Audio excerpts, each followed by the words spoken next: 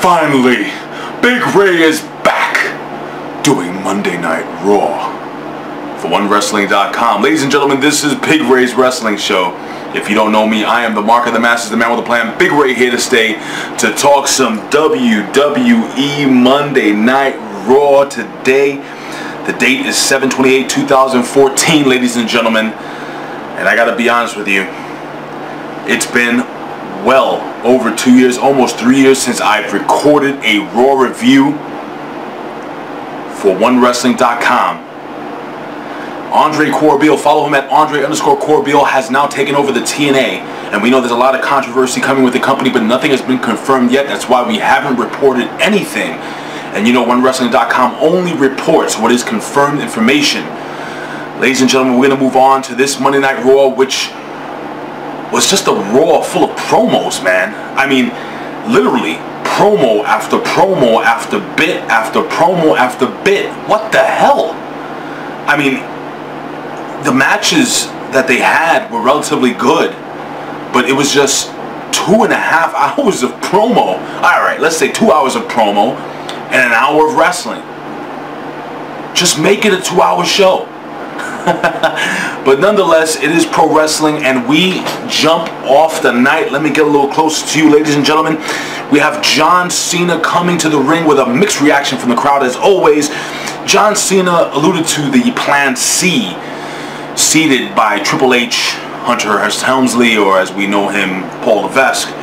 Now, Plan C was obviously Brock Lesnar. Well, basically, he explains how he knows he's going to get his, well, ass handed to him. He knows how Brock Lesnar is going to destroy him. He knows how, you know, he's going to get the hell beat out of him. And he says, you know what, I know the fans are going to cheer. The fans are going to go crazy. The fans are going to be excited that I'm getting my ass beat. And the fans reciprocate by cheering for the fact that John Cena is going to get his, well, butt beat. But the fact of the matter is that John Cena admits that he will get a beating, but John Cena says that he will fight. He will not quit. John Cena will never give up. And the difference between John Cena and the beast Brock Lesnar is the passion for the business, his heart. John Cena then proceeds to call out the name of Paul Heyman, which Paul Heyman comes to the ramp. And Paul Heyman again cuts a very, very nice promo stating how John Cena will be the victim. That there is a difference between getting beat and being victimized. And John Cena will be victimized by Paul Heyman's client. The one behind 21-1. Brock Lesnar. You have to say it like that, because if not, then you don't really get, you know, the whole gist of who Brock Lesnar. Anyway, so Paul Heyman is interrupted by Antonio Cesaro. Oh, I'm just sorry, Cesarro. I mean, it's been a long time since I did Raw. So Cesaro comes, and Cesaro makes some, actually he gets in the ring, and Cesaro shows that he has that charisma. I mean, again, my opinion, I would like to know what you guys think. Please leave your comments down below at OneWrestling.com or YouTube/OneWrestlingVideo, or hit me up on Twitter at Big Ray Show. Cesaro alludes to the fact that John Cena is a big, bulky, walking billboard, and he's wearing some Kmart bought sneakers, which were actually John Cena sneakers, which, believe it or not, I bought my son at WWE.com, but it is what it is. So John Cena agrees to wrestle Antonio Cesaro, and I gotta tell you something, guys. This was one hell of a way to start off Monday Night Raw. They both start off basically brawling, and I got to tell you something. John Cena, before I even get into the match, Cesaro made it a point to state that John Cena cannot wrestle. Well, John Cena proceeded to wrestle. He didn't wrestle that great, but he wrestled. And, you know, there was a couple of big spots in the ring. Now, John Cena led off one of the slowest Hurricane Ranas or Cena Ranas I've ever seen in my life. But John Cena does have a good wrestling base, believe it or not, past the 5 moves of doom. If you ever seen him when he was in Florida Championship Wrestling, John Cena is a little more athletic than he actually shows in the ring now. He doesn't have to do it. He's a little older, and basically he's known as a brawler in the WWE. So there was another great move where John Cena, now this is where John Cena actually shows his physical strength. He was in a giant swing, and he actually sat up out of the giant swing, grabs Cesaro around his head, and puts Cesaro into a DDT. That's some good power. But if you want to see power, then go back to Antonio Cesaro. John Cena standing on the outside of the apron, and Cesaro actually suplexes him without any type of leverage coming off the ropes, no springboard, nothing. He pulls John Cena from outside the apron of the ring and superplexes him down into the mat. I gotta tell you something really, really big. Now, John Cena does actually get the brunt of the giant swing during this match, but wow, I gotta tell you something. Cesaro, after that, hits John Cena with one of the meanest European uppercuts I've seen in a long time. But basically, at the end of the match, when all was said, Superman, John Cena, how's he do it? Actually, you're supposed to salute like this. But anyway, John Cena climbs to the top of that rope and drops Antonio Cesaro with the attitude adjustment. John Cena looking really strong, looking passionate. And I have to make another concession here. John Cena, in my opinion, I actually tweeted this and got retweeted a couple of times, cut one of the best, most passionate promos that he has in quite some time. Ladies and gentlemen, if you agree, please leave your comment here below. A very good promo by John Cena. Now we're going to move on. Backstage we have Stephanie McMahon, and she has some reservations about coming out and facing the crowd. Basically have to be put in jail. She says she's ashamed. She says she's ashamed to face her family. She's ashamed to face her clients. She's ashamed to face the people that represent WWE, because it is a publicly owned company. While this is happening, Triple H is trying to console her and straighten her out. Randy Orton comes down, and Randy Orton basically says he wants his title shot. Triple H basically says, you are not going to get your title shot. I don't feel like you deserve it. And not only that, but you can't get past Roman Reigns. Roman Reigns is in the way. So in order for you to get the world title shot, you will have to destroy, you will have to take out, you will have to eliminate Roman Reigns. Randy Orton concedes. So now we move on. We have Paige coming to the ring. We have heel Paige. And Paige cuts a promo saying that she's young and a little immature, and she's uncertain of certain things she's done. But one thing she is certain of, she is very good friends with AJ Lee. One AJ Lee. AJ Lee comes out after hearing this bull crap, and AJ Lee basically says that she doesn't play little girl games. She gets in the face of a woman and interacts like a woman. AJ Lee is then said, oh, I'm sorry, Paige just says, listen, you know, you gotta be crazy. What did you call me? Did you call me crazy? AJ Lee did not take well to being called crazy, as we know.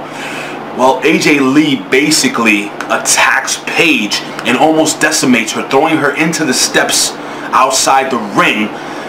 Paige able to elude the steps and walks away. And Paige walks away saying, I thought we were supposed to be friends. Somebody get that girl a tan. Ladies and gentlemen, now we're going to move on. We have the Authority in the ring. Yet another promo. So far we had one match, and this is the second really, really long promo of the night. We have the Authority in the ring. We have Triple H. And by the way, the fans, hashtag Jailbird, were going crazy in Houston. Yes, we were in Houston, Texas. And I got to tell you guys, if you guys are watching from Houston, Texas, you guys were an excellent crowd. You made the night out of a night that was, well, basically promos. But anyway, Triple H and Stephanie McMahon are in the ring, and they basically recap the arrest of Stephanie McMahon. Triple H basically tries to garner some sympathy from the crowd, at the same time throwing jabs at the crowd, saying that he is disappointed at the crowd thinking that it's funny that his wife, Stephanie McMahon, was thrown in jail. Now Stephanie asks Brie to finally come out to the ring as she's about to apologize and tries to mend fences, kind of rebuild the bridge. I guess you know the point I'm trying to make. Trying to fix things up. And Y2J, Chris Jericho, comes to the ramp. And Chris Jericho says, you know, I know you guys are feeling bad, so I'm going to sing a song to make you feel better. Bad boys, what you gonna do? What you gonna do when they come for you? And the whole crowd starts singing along. Stephanie McMahon obviously getting extremely emotional. Really, really, really funny spot. This was actually a really good spot.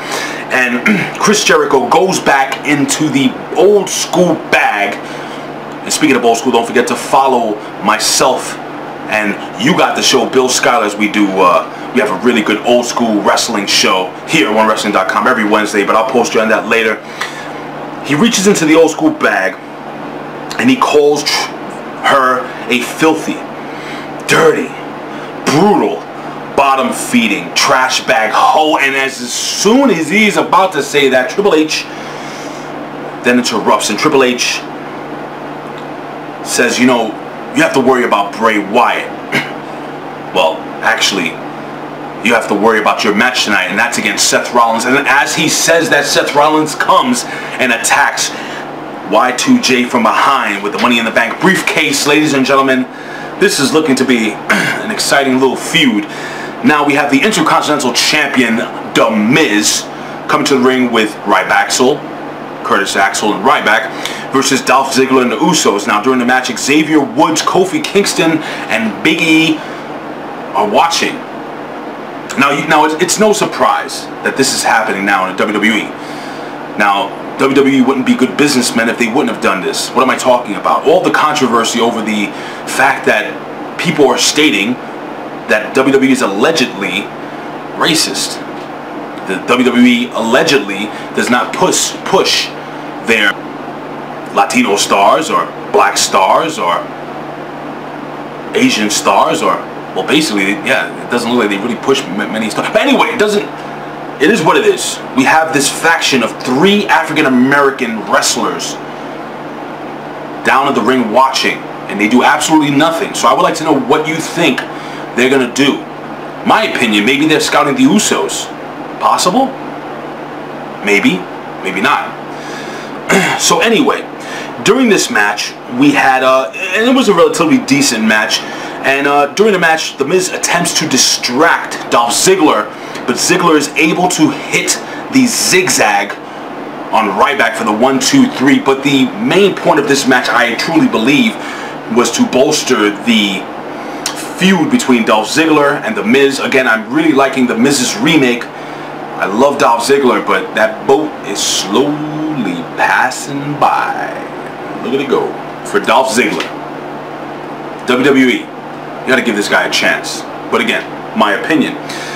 So now we have R-Truth versus Bo Dallas. And I gotta tell you something, ladies and gentlemen. I believe in Bo Dallas. Hashtag that. And R-Truth, which I thought would probably be a member of this African-American faction, if that's what it is. Bo Dallas alludes to the fact that R-Truth has lost. He's lost a lot of matches. He used to win a lot in TNA, but not in WWE. He lost a lot of matches in WWE, also as K Quick, if you guys know what I'm talking about. But Bo Dallas continues to say that, you know, he can get past that if he just leaves. Anyway, so they proceed to wrestle the match. Bo Dallas being extremely aggressive to a point that really quickly he gets rolled up, and ladies and gentlemen, the streak is over. Not the Undertaker streak, that's been over. I'm talking about Bo Dallas's undefeated streak. I gotta be honest with you guys, I don't think R-Truth was the right guy to actually break this streak. I think he could have made a little more of a storyline with the streak. I think he should have gave him the Intercontinental title. That way when he lost the streak, there was a hell of a lot more meaning to it. Again, ladies and gentlemen, this is my opinion. I would like to know what you think. R-Truth breaking the streak. But one thing I do like the fact that Bo Dallas went bonkers, went bananas, went crazy. I like that side of Bo Dallas. And Bo Dallas, I definitely believe. Anyway, so now we have Rusev Bashka and the lovely, oh yeah, sensuous Lana. She comes to the ring, she cuts a promo, and to be honest with you, I didn't hear anything. I was basically staring at her in that dress. But anyway, nonetheless, she cuts her basic shtick about America, so on and so forth. And well, Zeb Coulter comes to the ring, and he basically, oh, and by the way, she was about to trash our former president, George Bush, who she called a fool. And well, Anyway, so Jack Swagger comes down with Old Glory. Yes, the American flag, the red, white, and blue, the Star Spangled Banner. Zeb Coulter puts over the United States flag in America. Jack Swagger proceeds to attack Rusev Pachka.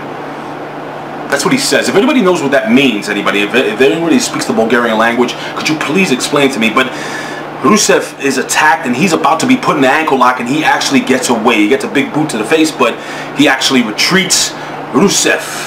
Now, my opinion on this on this feud, it was kind of cool when Jack Swagger went over. The whole "we the people" thing is pretty over, but the fact of the matter is this: Jack Swagger, unfortunately, I just don't see him getting over, man. And I like the guy. I think the guy's he's big. He's got a good look.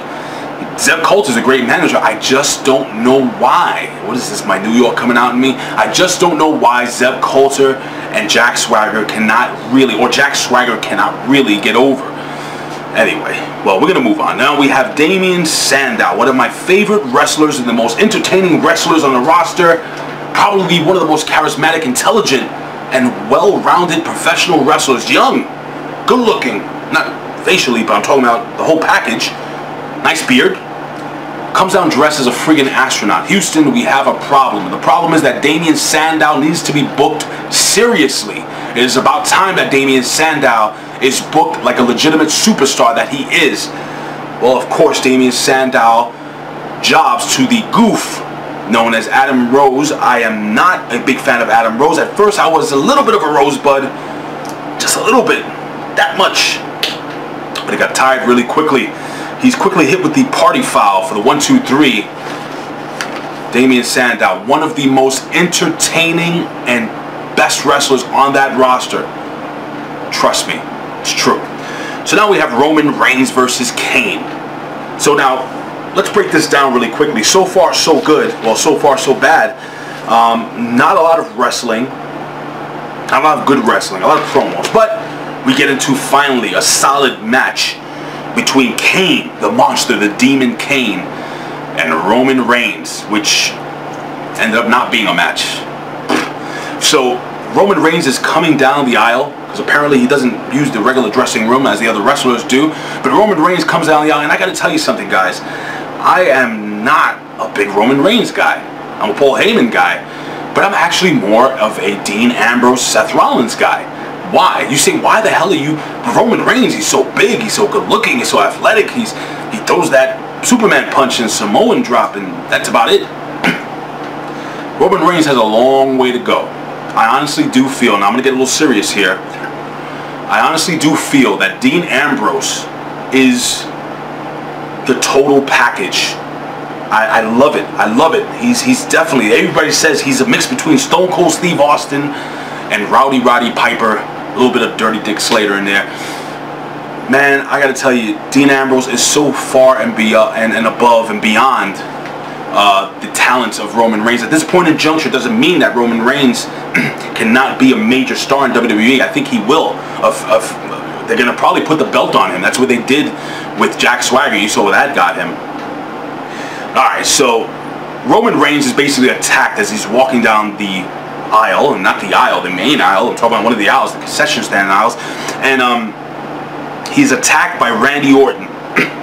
Randy Orton brings him into the ring, and him and Kane proceed to decimate Roman Reigns. Roman Reigns is beat worse than I've ever seen him beat before in my life. Roman Reigns is drilled into the steps not once but twice, and then finally taken outside and given the RKO onto a stiff table that didn't break. Randy Orton then proceeds to pick Roman Reigns up and hit him with a second, more vicious RKO, and putting him through that table. Roman Reigns, and I'm not even getting into the gist of how badly beaten Roman Reigns was, because he was in fact beaten. Some of the best work he's done so far in the WWE. One-on-one, that is. So now we move on to another great match. Fandango. Yeah, versus Diego. And the bull, the little midget bull. But Layla and Summer Rae were there. yeah, so Fandango basically gets distracted by El Torito, and yeah, Fandango loses. That's it. Diego wins with a sunset flip. We move on backstage, and we have Stephanie McMahon. And Stephanie McMahon is trying to find Brie. I'm trying to say that 5 times fast. Trying to find Brie Bella backstage, but she runs into Nikki as she knocks on the Divas locker room door. Nikki Bella proceeds to state that it's not many times that people like you, referring possibly to people in high power or rich people or whatever, or extremely wealthy people in that matter, get to eat a plate of crap. But you know what? You're about to eat that plate of crap, and I hope you like it. So now we move on, and we see an odd, weird, creepy, celestial promo by Goldust and Stardust. Anyway, I was doing a bird thing. Anyway, so they're still looking for the cosmic key, whatever the hell that may be. Guys, if you have any idea what the cosmic key may be, if you have any idea what the cosmic key may allude to, maybe that's the tag team titles. That's what I'm thinking about. Maybe they're talking about the cosmic key, searching for the cosmic key, and I have no idea. But again, these guys were one of the most over tag teams about a year ago. I hope the WWE, again, doesn't let that boat float on by. Anyway, so now we have one of the best female wrestlers on the roster, Natalya, who hasn't had the Divas title in a long time, with her tag team partner Naomi, who is an athletic freak, and I think she's hot, versus Cameron, who's another beautiful young lady, and Alicia Fox, another one of the most entertaining and well-rounded divas in the division, or in wrestling period. Alicia Fox is very good. So Natty comes, and again, she's very good in the ring, and Naomi seems to impress me every time. She does things here and there in the ring. She's a big girl, not heavy, but she's very tall, and you know what I mean. But her athleticism is just amazing. She's really good. Now, out of nowhere, Cameron. Oh, and by the way, I have to say, Cameron is one of the most dangerous looking divas I have ever seen in the ring, and I don't mean that in a good way. Cameron sometimes scares me, and I'm afraid that she may actually in fact hurt somebody in that squared circle. Ladies and gentlemen, leave your comments here below on this statement that I just made. Again, it's all about opinions here at OneWrestling.com. And again, this is my opinion. I think Cameron has a long way to go. She is very aggressive, though, and she does have that good heel streak in her. Now, out of nowhere, Cameron was actually in control of Naomi, where Naomi puts on this head scissor-like choke move, and I don't know what it's called, and I don't think any of the guys calling the match knew what it's called, but she makes her submit, that being Naomi making Cameron submit, and they go over, and then Cameron runs out of the ring, or is carried out of the ring by her tag team partner, Alicia, I was about to say Alicia Keys, Alicia Fox. Now, Y2J Chris Jericho, in the main event of the evening, kind of, because the main event's actually a promo, and this was a solid match, versus Y2J Chris Jericho. Again, a very solid match. Any match that features Seth Rollins or Chris Jericho is going to be a damn good match, and I would have loved to have seen this match back in, let's say, 1996 WCW. I think that would have been an amazing match, maybe for the Cruiserweight title back in the day. But it's neither here nor there, ladies and gentlemen. We're watching the match now, and Chris Jericho, yes, he still has got it. They basically end up brawling during the match, and Y2J basically hits the code breaker and is about to take Seth Rollins out. And during this match, Seth Rollins was in trouble quite a few times. Oh, so was Chris Jericho, but so much more was Seth Rollins. The lights go out. You know what that means, right, guys? Of course, the Wyatts were there, and they proceeded to destroy Y2J Chris Jericho. Chris Jericho gets hit and finally meets Sister Abigail one more time.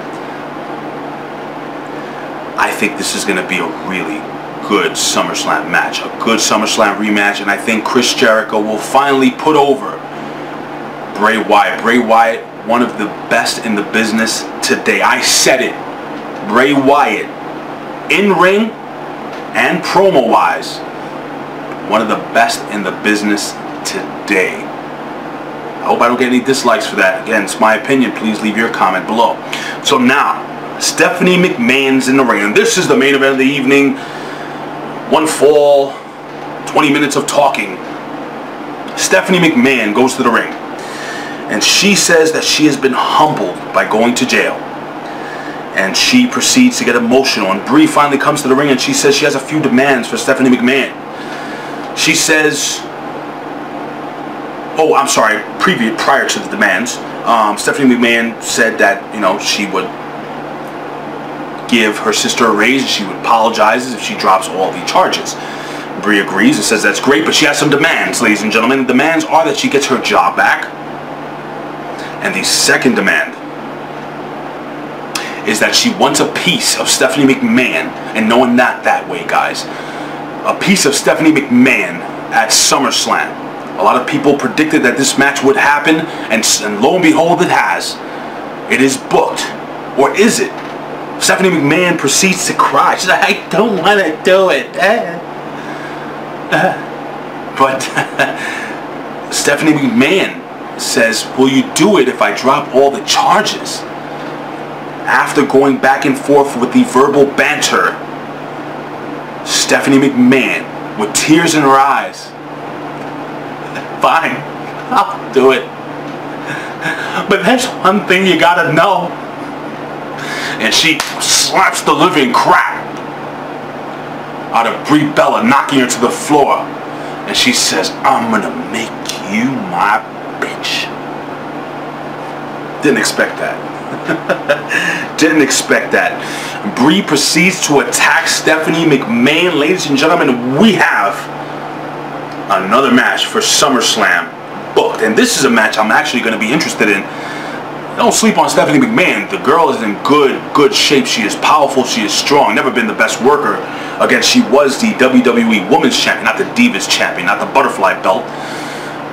Ladies and gentlemen, this has been an interesting Raw, not the best Raw, and honestly, I wish it was a little bit of a better Raw to be back after 2.5 years, basically almost 3 years of not doing Raws. But it is what it is, ladies and gentlemen. It is professional wrestling. And ladies and gentlemen, you can follow us here every single week at OneWrestling.com, YouTube /OneWrestlingVideo. Follow me on Twitter at Big Ray Show. Follow us on Twitter at OneWrestling. Follow Bill Apter on Twitter at Apter1Wrestling. And of course, the Can-Am Wrestling family, Andre Corbeil, Andre_Corbeil. And of course, Bill Schuyler. Go back in the day with Bill Schuyler at You Got the Show. And of course, new to the One Wrestling family, not official yet, but he is the leader of the Pro Wrestling Hustle podcast. Yes, my good buddy, Billy Ray Valentine. You can follow him on Twitter at Billy Ray Hustle. Don't forget to watch the Can-Am Wrestling Show every Saturday night, 8 p.m. Ladies and gentlemen, I say this every single time. I would do this for a living, but if I can, I would do it anyway. Why?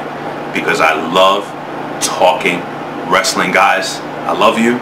It's good to be back, and I will see you here next week for Monday Night Raw. Peace.